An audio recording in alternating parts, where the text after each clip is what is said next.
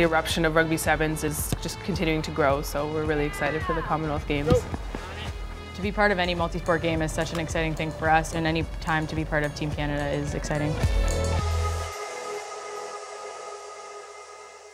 It's such an important time, not only for our team, but also for rugby in Canada. You know, the Olympics was such a whirlwind. I mean, we train so hard, and sometimes you get caught up in what you're doing day to day, and for us to come home with a bronze medal and to keep building off that is huge. I think we'll draw on a lot of what we experienced at the Olympics. We're not really used to being around other teams, team sports, just other athletes. We're just used to just a rugby bubble, and that's great in itself because we're so immersed in this rugby life. But I think it's important to cheer on Team Canada as a whole as well. We want to be the best team in the world, and the only way to do that is to play the best team. So any chance we get to play Australia and New Zealand, we're excited. To have them in pool play and then hopefully again in a final is great for us.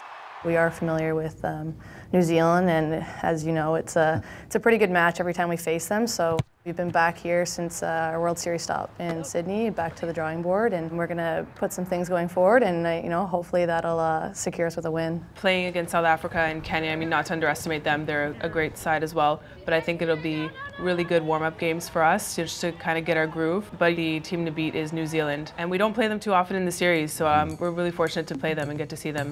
Farella, rangy runner, sets up the opening for the captain once again. And Ghislaine Landry for the 100 tries in this tournament. A special moment for the Canadian captain. A gold medal is definitely the goal for us. I think anytime you come home with some hardware, people pay a bit more attention, and we're kind of blazing a new trail for rugby in Canada, and I think a gold medal will help that.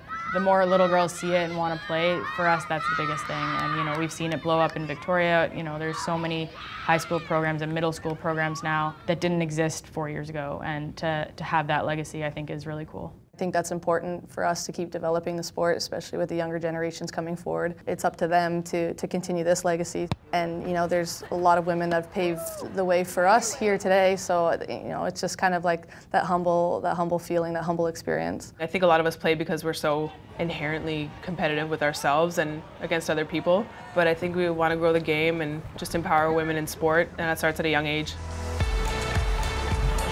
On the edge, unmarked, what a play from Canada, great try. The Sevens tournament is really go, go, go, so I think we kind of feel a sense of accomplishment every time we attend a tournament. But I mean, the top 3 teams in the world are there, so we're going to bring our A game.